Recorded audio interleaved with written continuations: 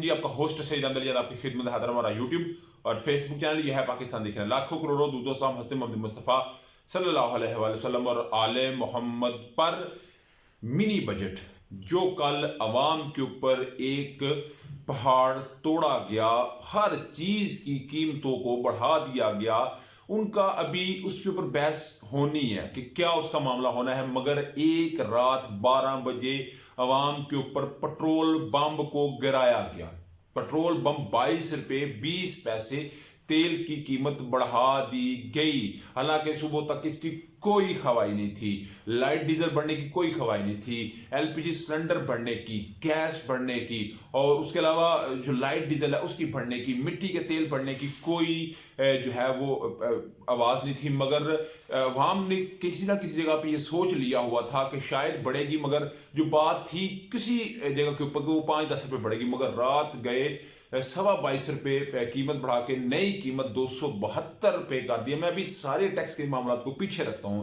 आज से ही यानी कि रात 12 बजे से हर चीज के ऊपर इसका इतलाक हो गया है।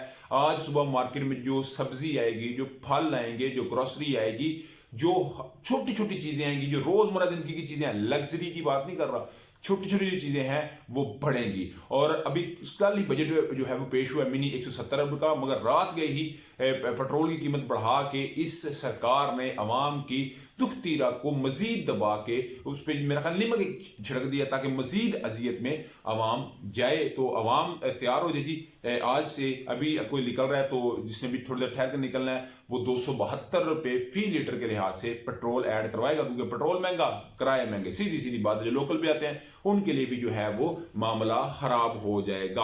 और 1 अरब 10 करोड़ की किस्त मिल गई तो मुशाशी माहिरीन ये बात कहते हैं कि अभी जान हमारी नहीं छूटी। चाहे आपने बच्चों के बिस्किट, आपने उनकी कैंडीज, आपने सिगरेट, आपने गाड़ियों के किराए, सेल्स टैक्स को 17% से बढ़ा के 18%, 18 से 25% तक उसको कहीं को कर दिया है। कई चीज़ों के ऊपर जहाज़ों के किराए आपने बढ़ा दिए हैं, और मेकअप तक का सामान। खवातीन हमें मैसेज करके कह रही हैं कि हमारा भी क्या कसूर था, हमारा भी सब कुछ बढ़ा दिया है। मगर इस सरकार ने जो है वो करना था, उन्होंने इसको कर दिया। मगर माशी माहिरीन और मिफ्ता इस्माइल ये बात कहते नजर आ रहे हैं कि हमें एशियाई तरक्की याती बैंक और वर्ल्ड बैंक से भी मजीद राब्ते करने हैं, क्योंकि मोडीज ने कहा है कि नहीं, ऐसे नहीं, एक रेटिंग एजेंसी उसने कहा ऐसा नहीं हालात ठीक होंगे।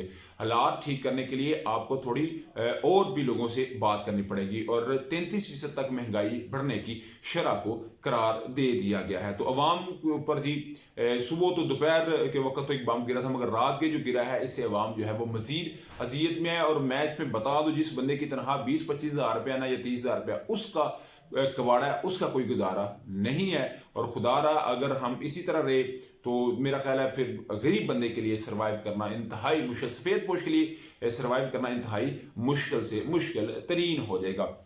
मगर बजट आ चुका है, अभी इसके ऊपर जो बहस होगी, तकरार तो तब होगी जब अपोजिशन में हो। कल जैसे बिल पेश किया जा रहा था तो राजा रियाज साहब उसको सुन रहे थे बस खामोश होकर, बस बैठ के, और नूर आलम खान खामोशी था। हालांकि अपोजिशन का काम होता है कि जब बजट पेश हो रहा है तो उसको तो हर सूरत मुस्तरद करना होता है। मगर कल जो एक प्रॉपर तरीके से इमरान खान साहब को बैंकिंग कोर्ट्स के अंदर की बात कर लें, इस्ताद दहशतगर्दी की बात, अदालत की बात कर लें, उसके अलावा इमरान खान साहब के पड़ गया ये मसला कि मुझे पुलिस गिरफ्तार कर सकती है, हिफाजती जमानत का मामला कल बड़ा मामला चलता रहा। इमरान खान 5:30 बजे उनको एक इस्तेशना मिला, फिर 5 बजे उनको बुलाया गया, वो ना आ सके, 8 बजे बुलाया गया जिसमें उनको कहा गया लाहौर हाई कोर्ट की तरफ से कि स्ट्रेचर पे आ जाए। मगर उनके वकीला ने कहा कि वो सुबह हम इस चीज़ की गारंटी देते हैं कि वो आएंगे। मगर एक बात याद रखना है, आपने एक चीज़ को याद रखना है, मैं अभी ये बात आपको इस वक्त कह रहा हूँ जो मेरा एक मानना है कि आज जो हिफाजती जमानत की दरखास्त ना लाहौर हाई कोर्ट से, इमरान खान साहब को ये लग रहा था कि मुझे गिरफ्तार किया जा सकता है, वो वापस ले लेंगे, क्योंकि हुकूमत का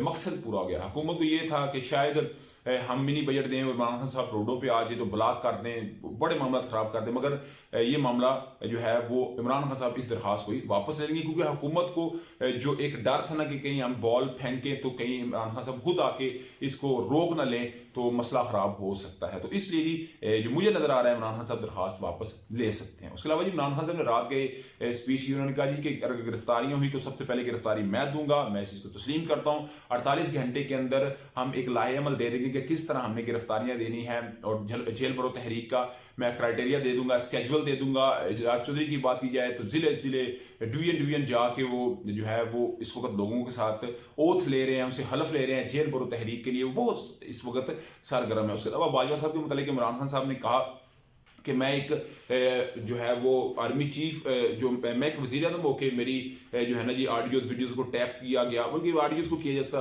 वीडियोज़ तो कौन सी इमरान खान साहब की कोई ऐसी हैं थी, ऑडियो टैप किया गया। तो मैं पाक फौज से कहता हूँ कि ऐसा मामला हो तो इनके खिलाफ कार्रवाई करनी चाहिए। तो मैंने कहा चले ये भी आपको थोड़ा सा साथ अपडेट कर दिया जाए। उसके अलावा जी तीसरी और चौथी बड़ी खबर यह है कि इस शाहिद हक्कान अब्बासी साहब ने जी कल बाकायदा तौर के ऊपर हामिद मीर साहब के साथ बैठ के ये बात कही है कि 4 घंटे 2022 में 4 घंटे मुलाकात होती रही है। किसकी?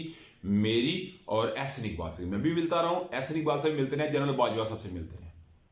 ये कौन कह रहा है? साबका वजीर आजम पाकिस्तान शाहिद हक्कान अब्बासी साहब ये बात कर रहे हैं, और बड़े एक मोतबर सियासतदान समझे जाते हैं। वो कहते हैं जी 2022 में मैं और एहसन इकबाल बाकी बाजवा सबसे मुलाकातें करते हैं। जो इमरान खान साहब बात करते थे ना कि मैं सिर्फ वजीर आजम था मगर मुशावरत और मामला किसी और के साथ चलते थे, ये भी शाहिद हक्कान अब्बासी साहब ने बात की। उसके अलावा जो इन्होंने मरियम नवाज की तरफ जो है ना फिर तोपों के रुख किए। उन्होंने कहा जी मैं इस्लामाबाद के अंदर था, इन्होंने इस्लामाबाद के अंदर कन्वेंशन की, इन्होंने मुझे ना बुलाया, ये ज्यादती की। उसके अलावा उन्होंने कहा जी कि इमरान खान को इतनी जल्दी गिरफ्तार करना ठीक नहीं होगा, पहले तहकीक साबित करें, पहले उनके ऊपर इल्ज़ाम लगाएं, जो इल्ज़ाम है उसकी तहकीकात करें, तहकीकात करने के बाद उसको साबित करें, साबित करने के बाद उनको गिरफ्तार करें, ऐसा ना करें। उसके अलावा उन्होंने कहा जी कि जनरल बाजवा को एक्सटेंशन देना चाहते थे बहुत पीपल्स पार्टी के बहुत सारे लोग, मुस्लिम नवाज के और मौलाना फजल रहमान साहब तक भी ये मान चुके हुए थे कि जी एक्सटेंशन जनरल बाजवा साहब को मिलनी चाहिए दूसरी दफा। एक तो इमरान खान साहब ने दी, एक दफा फिर मिलनी चाहिए थी, मगर नवाज शरीफ साहब ने इस मामले को रिजेक्ट कर दिया। उन्होंने कहा जी नहीं, मैं इनको एक्सटेंशन नहीं दे सकता। तो ये जी सारे मामला थे। आप खुद इस चीज़ का अंदाज़ा लगा सकते हैं कि अवाम को किस साइड पे लगाया हुआ है और खुद किस साइड पे लगे हुए हैं, ये खुला तजाद नहीं तो और क्या। आप क्या समझते हैं? लाजमी कमेंट में शेयर कीजिए। आगे वीडियो पसंद है तो फिर चैनल को लाइक सब्सक्राइब अपने दोस्तों से शेयर कर लीजिएगा। नेक्स्ट वीडियो तक के लिए होस्ट को इजाज़त। अस्सलाम वालेकुम।